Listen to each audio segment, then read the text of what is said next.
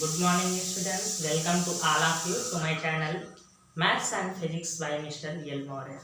Today I will teach you lesson 3 electricity. Next video number 3, Ohm's law, electric resistance, dependency of resistance on the temperature. Now I will clear only 3 points. ये 3 points इसमें मैं clear करूंगा आपको, और ये आपका तीसरा video होगा। 2 वीडियो ऑलरेडी आपको दे चुके हैं, उसके नोट्स बनाएं, कंप्लीट करते रहें। तो सबसे पहले आपको जानना है बच्चों ओम का नियम। ये साइंटिस्ट हैं जिनका पूरा नाम है जॉर्ज साइमन ओम। जॉर्ज साइमन ओम इनका पूरा नाम है। इन्होंने सन 1826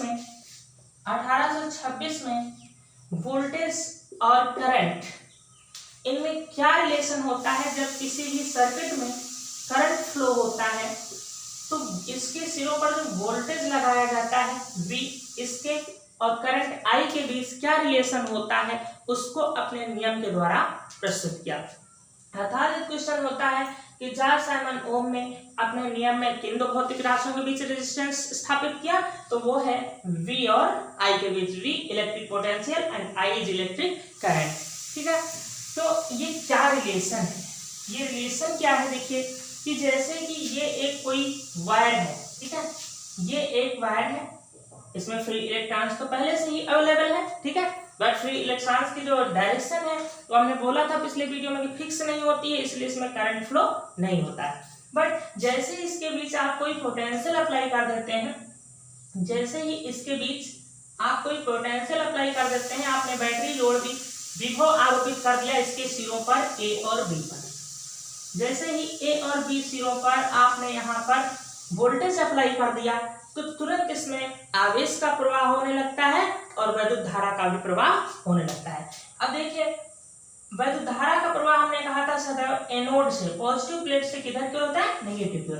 तो इसमें आपने इसके सिरों के बीच V वोल्टेज अप्लाई किया और करंट I का फ्लो होने लगा पॉजिटिव टू नेगेटिव। और इलेक्ट्रॉन किधर से किधर की ओर चलते हैं, जस्ट इसके अपोजिट इलेक्ट्रॉन चलते हैं कैथोड से एनोड की ओर, अर्थात माइनस प्लेट से रेड प्लेट से प्लस प्लेट की ओर, ठीक है, और करंट चलता है प्लस से माइनस की ओर। तो अब इसके बीच एक रिलेशन बताया जॉर्ज साइमन ओम ने, बोला कि किसी भी परिपथ के या किसी भी चालक के, ये एक भौतिक चालक है, किसी भी वैद्युत चालक के सिरों पर आरोपित विभवांतर जो होता है वो इसमें प्रवाहित वैद्युत धारा के समानुपाती होता है।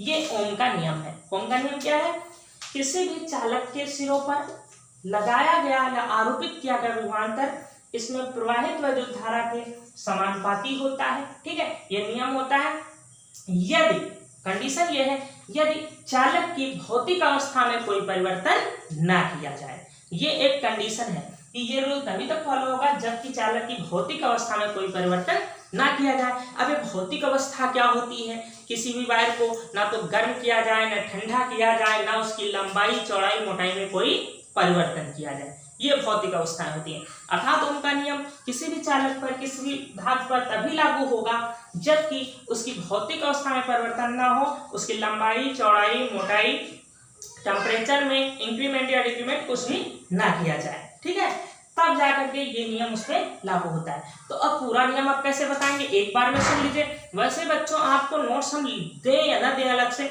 आप मेरी वॉइस को यहाँ से सुनकर नोट्स बना सकते हो। देखो ओम का नियम क्या कहोगे, यदि किसी चालक की भौतिक अवस्था में कोई परिवर्तन ना किया जाए तो उसके सिरों पर लगाया गया विभवांतर उसमें प्रवाहित वैद्युत धारा के समानुपाती होता है। बस ये ओम का नियम हो गया।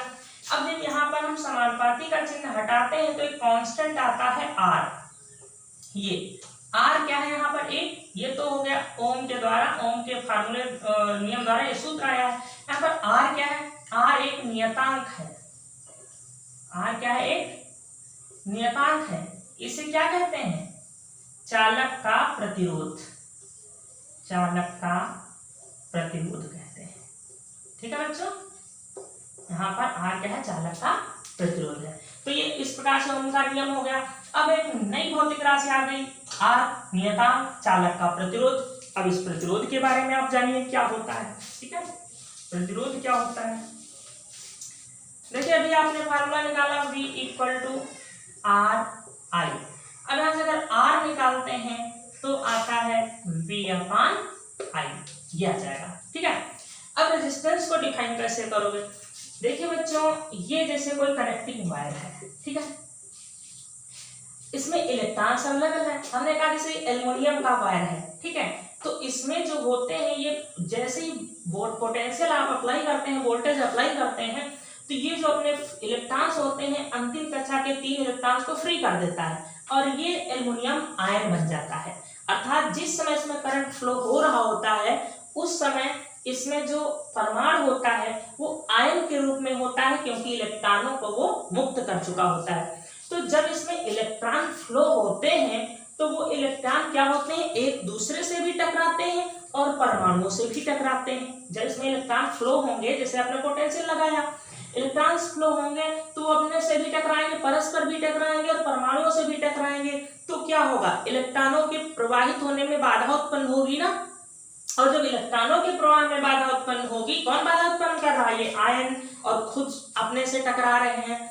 जब इलेक्ट्रॉनों के प्रवाह में बाधा उत्पन्न होगी तो आवेश के प्रवाह में बाधा उत्पन्न होगी और इस प्रकार से वैद्युत धारा के प्रवाह में भी बाधा उत्पन्न होगी। तो ये बाधा उत्पन्न कौन कर रहा है, रेजिस्टेंस का मतलब ही होता है बाधा, प्रतिबाधा। तो वह भौतिक कारक जो कि चालक में बाधा उत्पन्न कर रहा है उसी को हम कहते हैं रेजिस्टेंस, उसी को हम क्या कहते हैं, प्रतिरोध। तो आप शॉर्ट में क्या कह सकते हो, किसी भी वैद्युत चालक का वह गुण जो कि वैद्युत धारा के प्रवाह में बाधा उत्पन्न करता है प्रतिरोध कहलाता है। हमने क्या कहा, किसी भी चालक का वह भौतिक गुण या वह गुण जो कि आवेश के प्रवाह में बाधा उत्पन्न करता है, या कह सकते हो वैद्युत धारा के प्रवाह में बाधा उत्पन्न करता है, प्रतिरोध कहलाता है। और ये प्रतिरोध उत्पन्न किसके कारण हो रहा है अगर पूछा जाता है तो कहोगे इलेक्ट्रॉन से टकराते हैं और इलेक्ट्रॉन जब प्रवाहित होते हैं तो वो आयनों से टकराते हैं, अतः उनके प्रवाहित होने में बाधा उत्पन्न होती है। तो मेन रीजन है रेजिस्टेंस का कौन, इलेक्ट्रॉनों से और आयनों से टकराना। ठीक है, तो ये रेजिस्टेंस की डेफिनेशन हो जाती है प्रतिरोध की। अब ये प्रतिरोध का जो एसआई मात्रक होता है, ये होता है ओम। ठीक है, और इसका सिंबल जो हम बनाते हैं इस प्रकार से बनाते हैं। ठीक है, ये मात्रक की जगह आप ये भी लिख सकते हो, ये भी लिख सकते हो। तो इसका एसआई मात्रक ओम होता है। और अगर आप फार्मूले से मात्रक निकालते हैं तो फार्मूला से क्या निकल करके आएगा, देखिए R/V/I। V क्या है, वोल्टेज है, पोटेंशियल, तो इसका मात्रक क्या होता है, वोल्ट, और I क्या है, एम्पियर होता है। तो यहां से मात्रक निकल के आएगा वोल्ट प्रति एम्पियर, ये निकल करके आएगा। ठीक है, तो दो मात्रक हो गए, ओम और वोल्ट प्रति एम्पियर। ठीक, ये रेजिस्टेंस के बारे में हो गया। और बच्चों ये रेजिस्टेंस जो होता है, रेजिस्टेंस कहीं पर तो हमें यूजफुल भी होता है और कहीं पर इससे हमारा जो नुकसान भी होता है। जैसे कि यदि रेजिस्टेंस, ये जो बल्ब होता है, बल्ब में ये जो फिलामेंट लगा होता है, यदि इसमें रेजिस्टेंस ना होता तो ये बल्ब ना चमकता। ये बल्ब जो होता है ये हीट एनर्जी और लाइट एनर्जी प्रोड्यूस ना करता यदि यहाँ पर ये रेजिस्टेंस ना होता। इट मीन्स यहाँ पर हमें रेजिस्टेंस की क्या है, आवश्यकता है। जैसे हीटर होता है तो हीटर में ये जो नाइक्रोम का तार पड़ा होता है, ठीक है, इसका रेजिस्टेंस हाई होता है, बहुत अधिक होता है। यदि रेजिस्टेंस ना होता तो हमारे लिए ये हीटर प्राप्त ना होता, अर्थात हीटर जैसी युक्तियां उत्पन्न ना होती। ठीक है, फिर विस्तार से हम आगे पढ़ाएंगे इनके बारे में। तो यहाँ पर रेजिस्टेंस हमारे लिए क्या है, यूजफुल है। अब देखिए यदि वायर में रेजिस्टेंस हो जाए, जैसे ये आपकी डीसी बैटरी है, मान लीजिए प्लस माइनस, आप यहाँ से ये वायर लेकर के जा रहे हैं। अगर इनमें रेजिस्टेंस हाई हो जाए तो क्या होगा, तो इसमें करंट फ्लो ही नहीं हो पाएगा।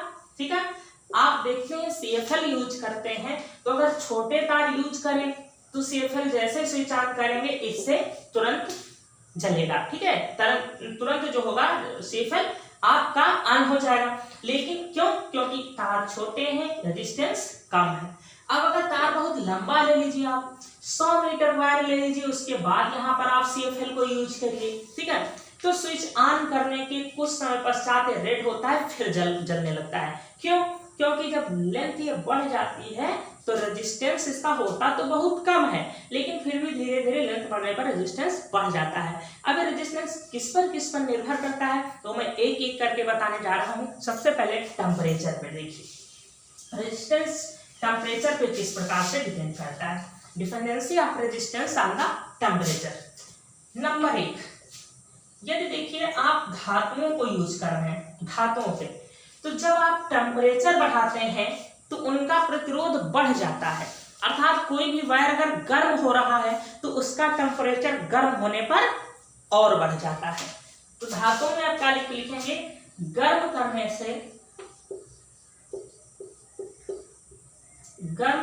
पर आर बढ़ता है। आर क्या है, प्रतिरोध, ठीक है, गर्म करने से प्रतिरोध बढ़ता है।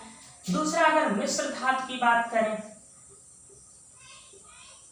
मिश्र धातु में, तो बच्चे इनमें भी गर्म करने पर प्रतिरोध बढ़ता है, किंतु धातुओं की अपेक्षा कम बढ़ता है। तो मैं शॉर्ट में लिख दे रहा हूं, क्या आप समझ लीजिएगा कि प्रतिरोध तो बढ़ता है पर धातुओं की अपेक्षा कम बढ़ता है। अर्थात धातु को अगर गर्म कर दें, जैसे एल्युमिनियम का तार है, कॉपर का वायर है, कोई भी वायर है, सब क्या है, धातुएं हैं, तो ये जब गर्म हो जाते हैं, जब इसमें करंट फ्लो होता है, गर्म हो जाते हैं, तो इनका रेजिस्टेंस क्या होता है, बढ़ने लगता है। और ऐसे मिश्र धातुएं हैं, इनको भी जब गर्म करते हैं तो रेजिस्टेंस बढ़ता है, लेकिन धातुओं की अपेक्षा कम बढ़ता है। अब हम अर्धचालक की बात कर ले। यहाँ पर अर्धचालक, ये जो सेमीकंडक्टर होते हैं इनके जस्ट अपोजिट होते हैं। हमने अर्धचालक कौन कौन बताया था, जर्मेनियम और सिलिकॉन, ये दो बताया था, मुख्य होते हैं, और भी हैं, ठीक है। तो अर्धचालकों पर क्या होता है, गर्म करने पर जस्ट विपरीत, गर्म करने पर प्रतिरोध घटता है। हमने जब अर्धचालक बताया था आपको, तो बता रहे थे कि कुछ भौतिक परिवर्तन कर देने से इनमें वैद्युत धारा का प्रवाह होने लगता है। तो इनको अगर हम गर्म कर देते हैं तो रेजिस्टेंस क्या होता है, घटने लगता है। और जब रेजिस्टेंस घटने लगता है तो इसका मतलब है इसमें वैद्युत धारा का प्रवाह आसानी से होगा। रेजिस्टेंस कम होगा तो वैद्युत धारा का प्रवाह अच्छे से होगा, अगर रेजिस्टेंस अधिक होगा तो वैद्युत धारा का प्रवाह में बाधा उत्पन्न होगी। समझ पा रहे हैं। और यहाँ पर देखिए बच्चों, ये जो हमने पॉइंट बताया आपको कि गर्म करने पर आर का मान बढ़ता है किसमें, धातुओं में, ठीक है। यहाँ पर अगर ये पॉइंट ना होता, गर्म करने से धातुओं का रेजिस्टेंस ना बढ़ता, तो आज आप ऐसा उपकरण, ऐसा बल्ब प्राप्त कर लेते जो कि बल्ब को यूज करते लेकिन आपका मीटर नहीं बढ़ता, अर्थात इलेक्ट्रिक लॉस नहीं होता। देखिए, यदि यहाँ पर गर्म करने से रेजिस्टेंस ना बढ़ता, ठीक है, ये बल्ब है, मान लीजिए ये टंगस्टन का बना हुआ है, ठीक है, ठीक है। वैसे कहते हैं कि -37 डिग्री सेल्सियस पर जो सोना होता है इसका रेजिस्टेंस शून्य हो जाता है। सोना, इसका रेजिस्टेंस -37 डिग्री सेल्सियस पर कहते हैं 0 हो जाता है, रेजिस्टेंस 0 हो जाता है। तो जब रेजिस्टेंस 0 होगा, वैद्युत धारा के प्रवाह में बाधा ही नहीं उत्पन्न होगी, तो रेजिस्टेंस शून्य हो जाएगा। तो इसमें इलेक्ट्रिक यूज करने से आपका जो रीडिंग है वो नहीं बढ़ेगी, ठीक है, अर्थात शक्ति क्षय क्या हो जाएगी, वहां पर शून्य हो जाएगी। तो चूंकि जैसे ही मान लीजिए इसके अंदर ये सोने का लगा हुआ है, ठीक है, फिलामेंट, और इसका टेम्परेचर भी -37 डिग्री सेल्सियस कर दिया गया, ठीक। तो जैसे इसमें करंट फ्लो होगा तो इसका टेम्परेचर तो बढ़ने लगेगा, टेम्परेचर बढ़ करके -36 हो जाएगा, -35 हो जाएगा। टेम्परेचर ये बढ़ रहा है बच्चों, माइनस में जो संख्या कम पड़ रही है तो टेम्परेचर क्या हो रहा है, बढ़ रहा है। और जैसे ही टेम्परेचर बढ़ेगा फिर इसका रेजिस्टेंस बढ़ जाएगा शून्य से, और फिर से इलेक्ट्रिक लॉस होने लगेगा।